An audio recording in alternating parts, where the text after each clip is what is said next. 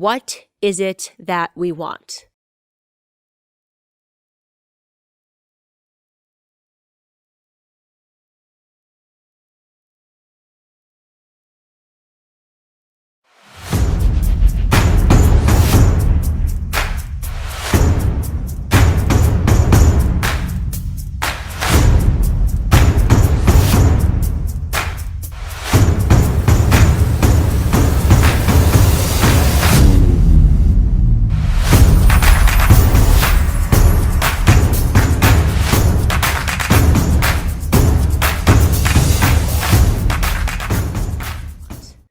We can't pretend that what we're looking for is equality. We're not looking for equality, right? We had equality. We got bored with equality. Now we want something more. We want to be treated differently. We want special privileges.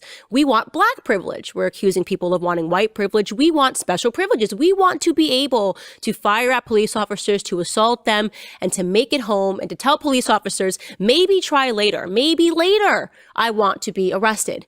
What we want is to have absolutely zero personal responsibility. We want to be able to point to the white boogeyman for all of our problems and all the circumstances that we are in.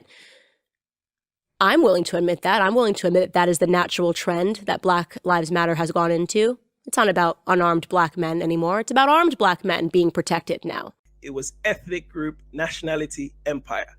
And I always try and talk about this. In America, because of the white supremacy issue, race becomes the primary identifier amongst black people. Whereas in Africa, my name, in other words, my culture or my ethnicity is my primary identifier. In other words, on a continent of just black people, you have to find another way of differentiating. Let's say I'm in Nigeria. The first thing I say, what's your name? My name is Kunle. Oh, my name is Honora. I know that Kunle is a Yoruba man and I'm Igbo. So before we even go further, we know that there's a difference between us. So that's the first primary identifier. Let's say me and Kunle find ourselves in Kenya. Hey, what's your name? My name is Kunle. My name is Honora. You're Nigerian. I'm Nigerian. So we identify in that respect. Now let's take ourselves to New York City. I see this black. What's your name? Kunle. You're Nigerian. Yes. Black becomes the third of identifiers. The first is your ethnicity. Second is your nationality. Third is your race. I'd recommend everybody go to Africa. Beautiful place. It's the birthplace of mankind. That's right. But for African Americans, I think it's even more special.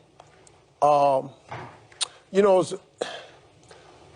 to wake up and not have to be conscious that you're black. Yeah. Just to be able to wake up and walk outside and you just yourself today. Yeah. You don't have to filter that in. There's not a day that I can wake up over here that I don't have to filter that in. I have to factor that in. Yeah. When I'm driving, when I'm being pulled over, when I'm hailing a cab, when I'm you got to filter that in. My son said the same thing. Yeah. Look, to wake up and not be a minority, Yeah. you don't know what that is. If you've never had to deal with that, congratulations, how beautiful is that? Yeah. But to wake up and not be a minority, Yeah.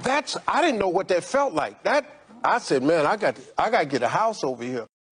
Why is this so difficult for a lot of African Americans? Well, number one, a lot of African Americans like myself who come from America, you have to keep in mind our first context of culture normally is defined by the color of our skin. And oftentimes, color of your skin does not mean the same thing as culture, but the color of your skin is often indicative of the culture in which you come from. So when many African Americans like myself come to Ghana, the reality is everybody has the same color of skin. Everybody looks the same. It's amazing. It's incredible. And so what you begin to realize very quickly is the thing that unites us is not how we look, but who we are, our values, our traditions. He's gone, Kaiba.